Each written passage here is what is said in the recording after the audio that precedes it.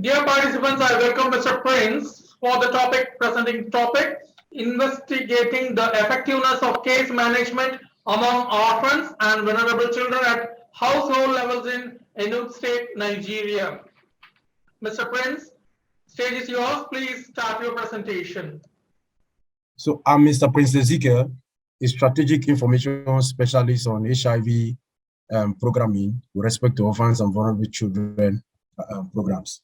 So I'll be presenting on the topic, investigating the effectiveness of case management among orphans and vulnerable children at household level in Enugu State, Nigeria. Enugu State, Nigeria is in the southeastern part of Nigeria. So as a form of introductory summary, Nigeria is facing an unprecedented increase in the number of orphans and vulnerable children. As of 2008, the Federal Ministry of Women Affairs recorded 17.5 million orphans and vulnerable children in Nigeria. This data is becoming somewhat outdated, and so the ministry is recently working on the present data for orphans and vulnerable children, which will be out sometime in this year, 2022. And there are orphans and vulnerable children in their need of essential services. Apart from poverty, road accident, conflict, and diseases, HIV/AIDS has been identified as a major cause of orphaning and vulnerability.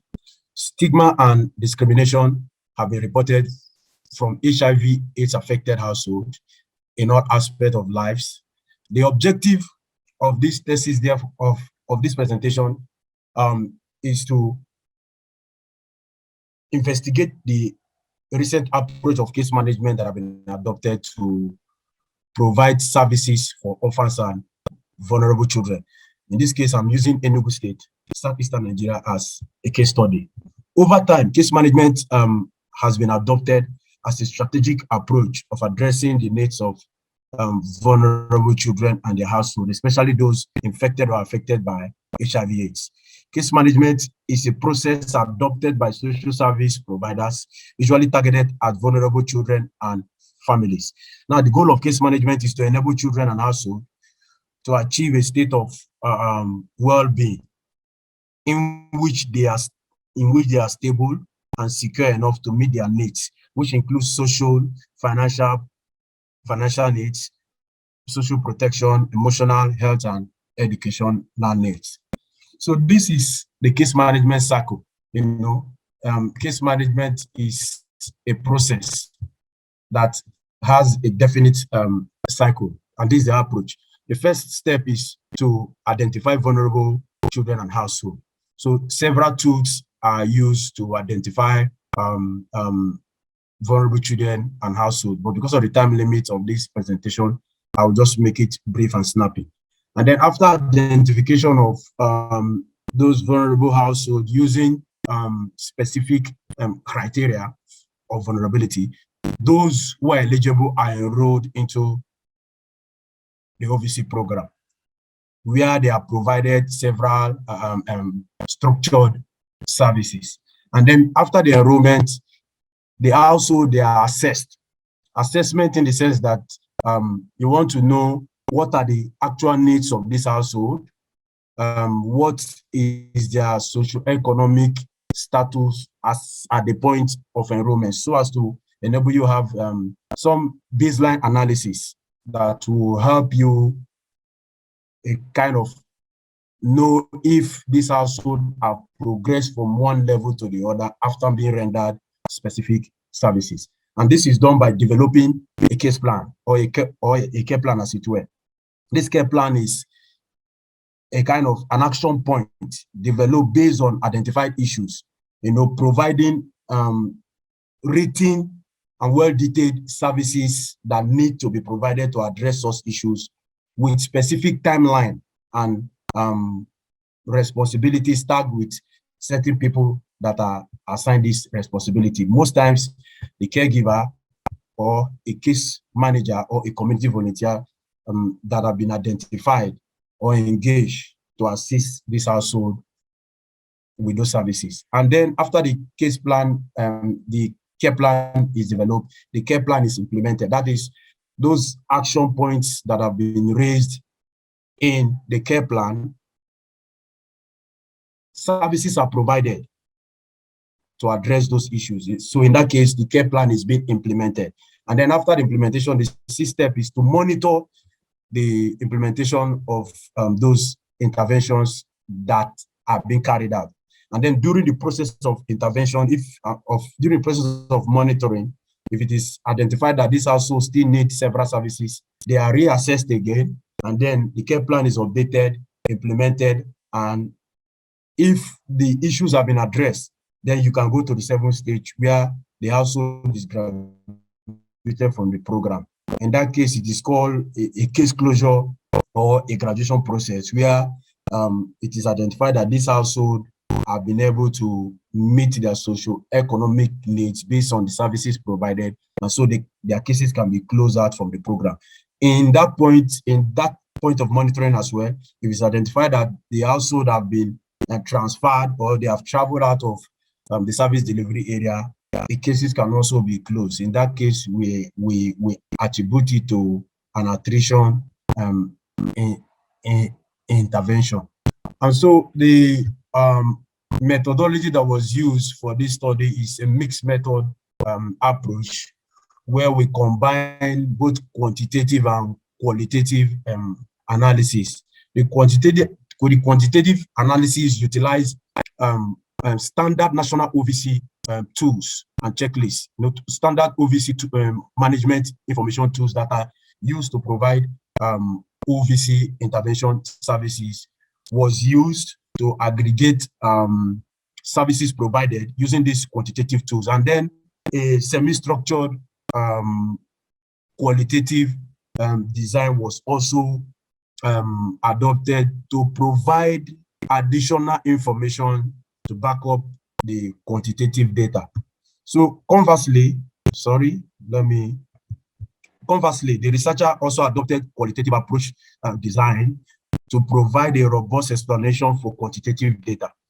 This, while the quantitative is inductive, the qualitative was, while the quantitative was deductive, the qualitative was inductive, naturalistic, and holistic. This study thus investigated the effectiveness of OVC program at the household level by engaging various actors involved in realization of its objective using a semi-structured, open-ended questionnaire.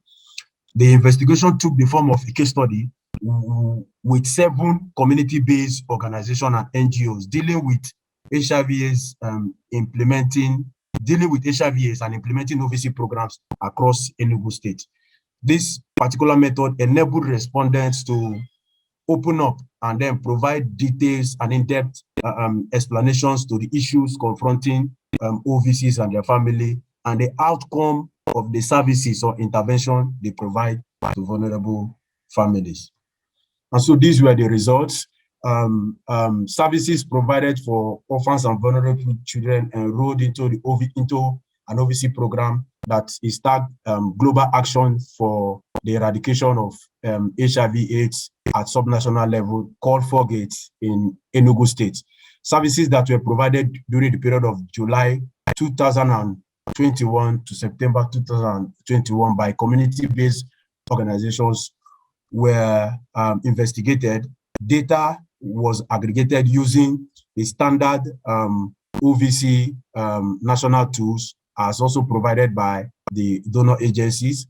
And then the indicators that are usually tracked for OVC program was also tracked in this study to ascertain the level of services provided and the outcomes of those services. So one of the indicators is the OVC served, that is number of beneficiaries, both children and caregiver, served by OVC program in a particular area within the given period, like I said, July to September 2021. So you can see from this study, in the state, about 52,839 beneficiaries were served for OVC program in the state. And then the next indicator looked at percentage of orphans and vulnerable children with a reported HIV status to the implementing partner.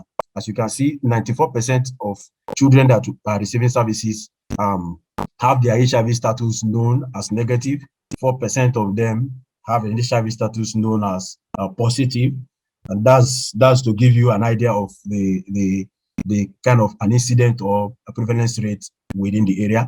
And then those whose tests are not required based on the risk assessment that is carried out, 1%. And those with an unknown HIV status, is also 1%. And these are mainly children that are less than 18 months of age, because the final outcome of HIV test is usually ascertained when a child is above 2 years old, or as in 2 years old or above. So another indicator that was tracked is the HIV risk assessment, OVC HIV risk assess. That is children less than 17 years old risk assess for HIV, especially mostly those who have negative HIV status and unknown HIV status. As you can assess for HIV, among them 7,994 were female, 6,966 were males. And then for those with unknown status, 50% each of both female and male were assessed for HIV, but those having unknown HIV status. And then after being risk assessed, those that are at risk are usually referred for HIV testing. And as we are seeing from the projection, 8,818 were referred for HIV testing services, and they got tested and received their HIV results. Among the 8,818, we are female, 4,130 male, and then the next indicator that was tracked is OVC ART sum. That is percentage of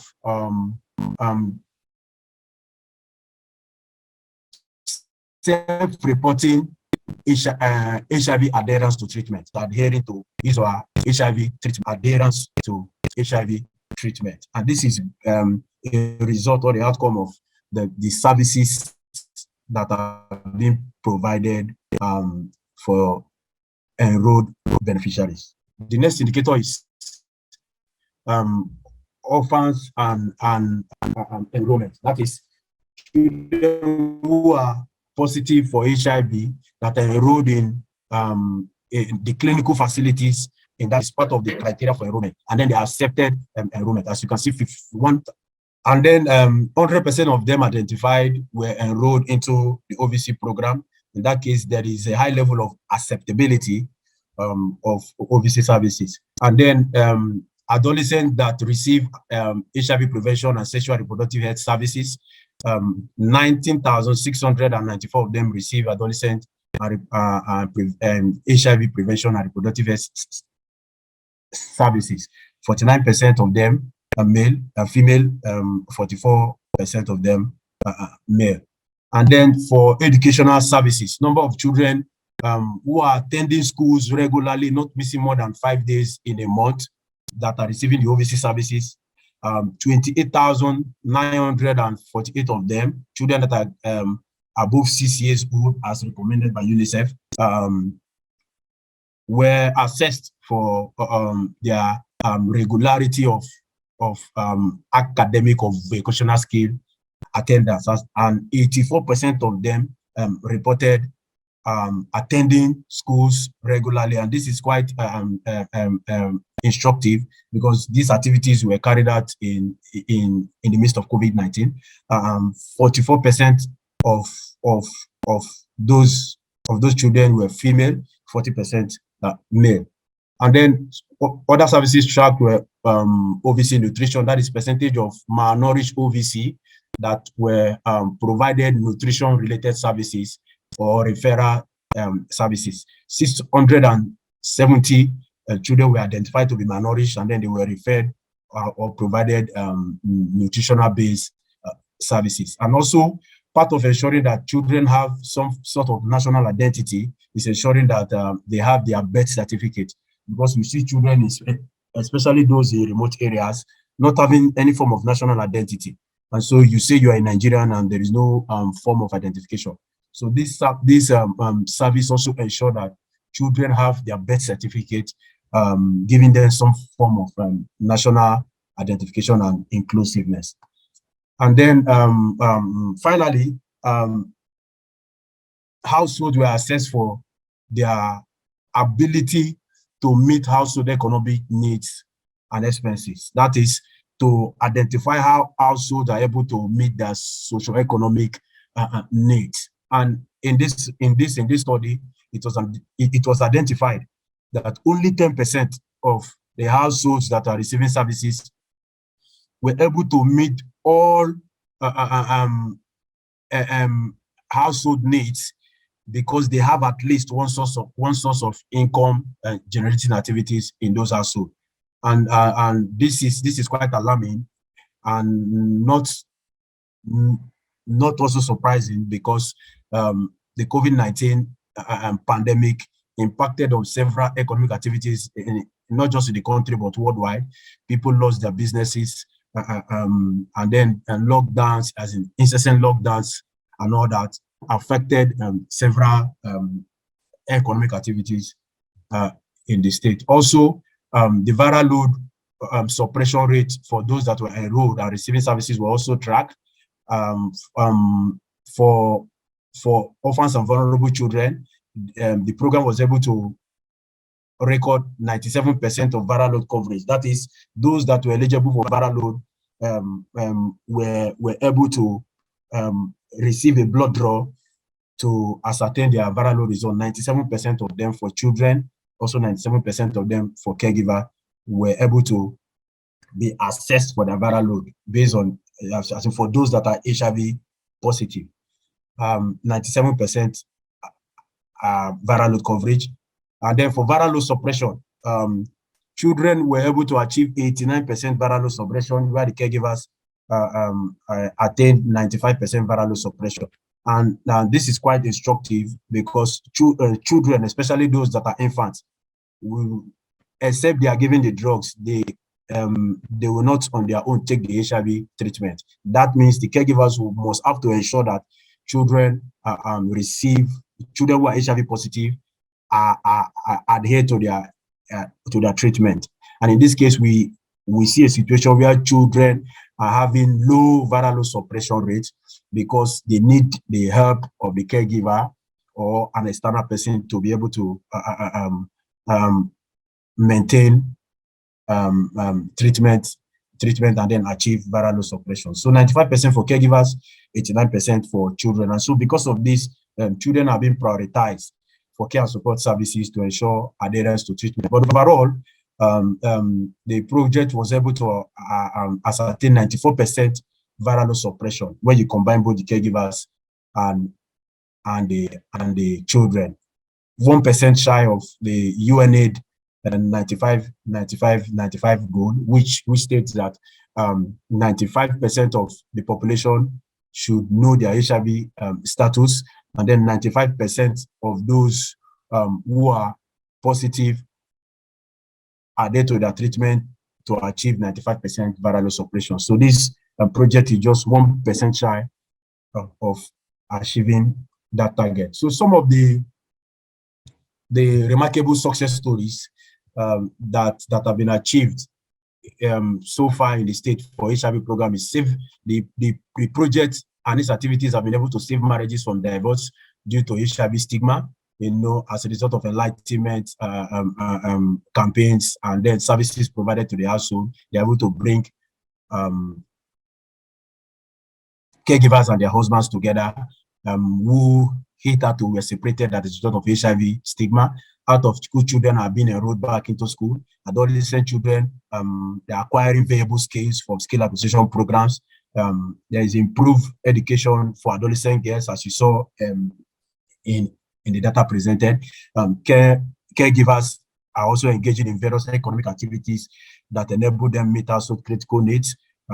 Institutionalization of gender-based violence mitigation strategies is also part of the gains of the OVC program. So the challenges of that are facing OVC program. OVC, like I said, orphans and vulnerable children services. One was the COVID-19 pandemic, like I earlier pointed out.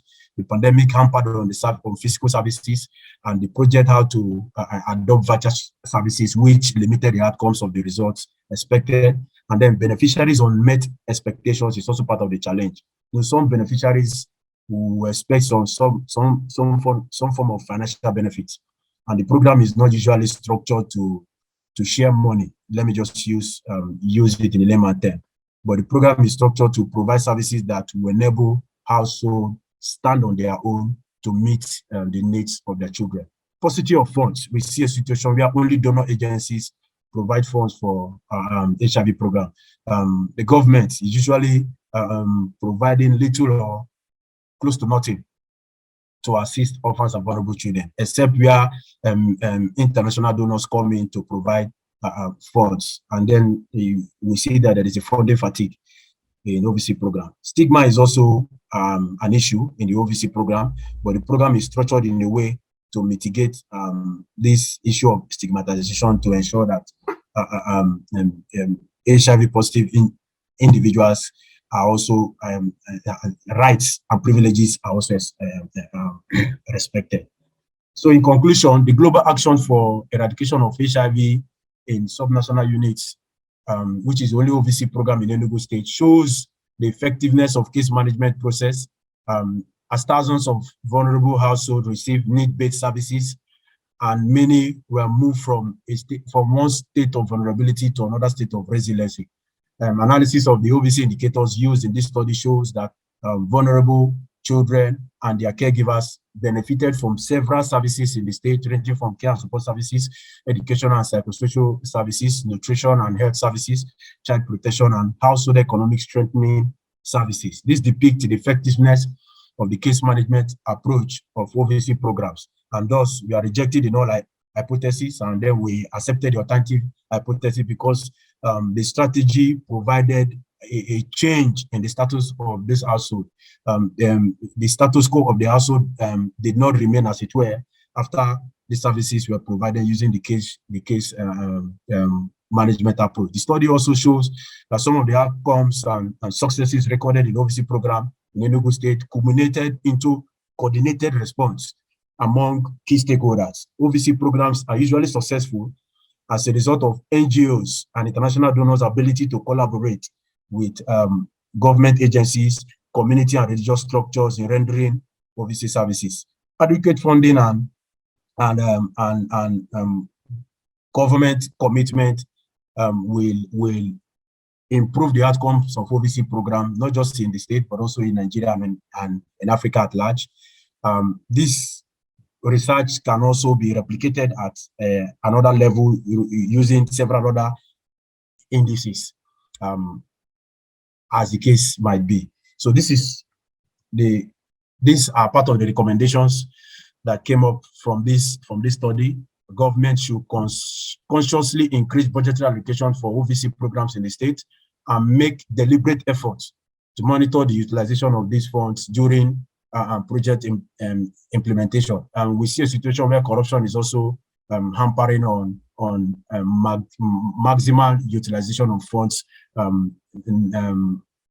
that is actually allocated for OVC interventions. So periodic meetings of OVC stakeholders such as state technical working groups and coalition of civil society representatives to discuss critical issues affecting orphans and vulnerable children, and then come up with communique and workable action plan to address the plight of OVC at the state and national level. And a robust policy and legal framework should be adopted to strengthen OVC services delivery at all tiers of government to improve expected outcomes of OVC programs. Resource mobilization and advocacy strategies should be revamped to improve awareness of orphans and vulnerable children programs in the states. The civil society and government should incorporate the media in disseminating OVC-related messages. Capacity of religious and community leadership structures should also be strengthened to enable society take ownership of OVC programs for enhanced sustainability of program achievement. International donors should also review grants and allocation for OVC programs. It is observed that the number of beneficiaries and services are limited due to paucity of funds, and time frame for OVC projects should also be extended if funds are available. So that is it for me. Thank you. I'm ready to receive your questions and provide further answers. Over. Thank you, Mr. Prince. Thank you.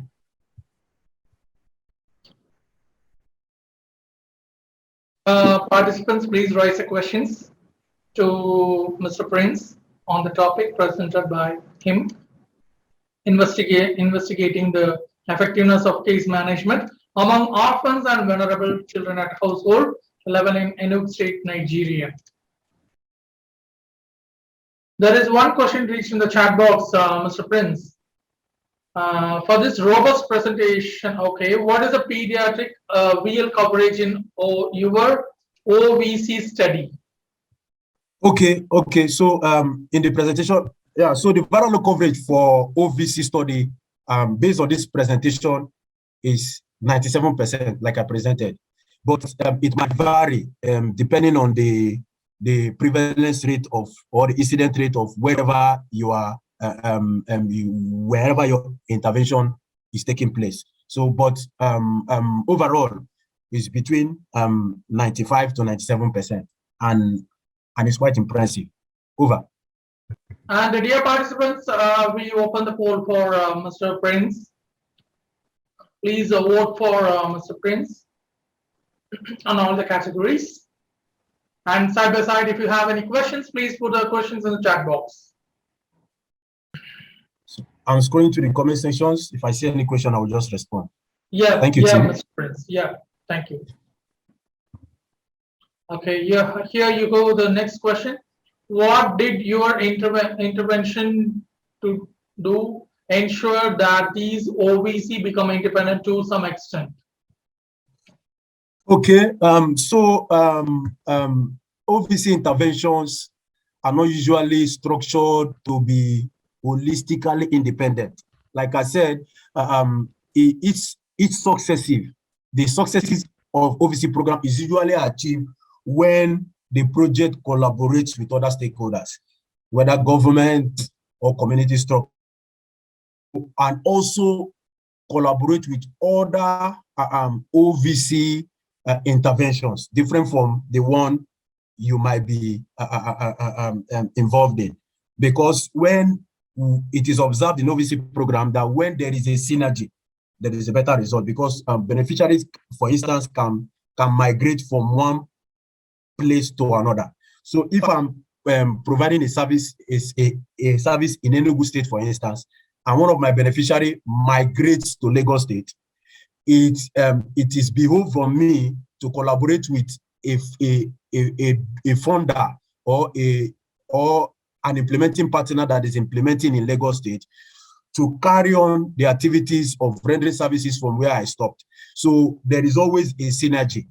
It is really independent, and you cannot do this intervention without the collaboration of government. Government need to be involved in this program, because every government have their OVC DEX officer that are the focal persons for OVC intervention in their respective states. So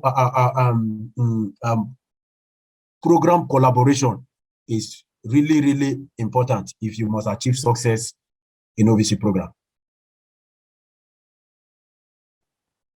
Okay. Do you have some social economic activities for OVC beneficiaries? Yes, very well. We have several social economic activities, like adolescents, children who are at least 12 years and above can be enrolled into skill acquisition programs.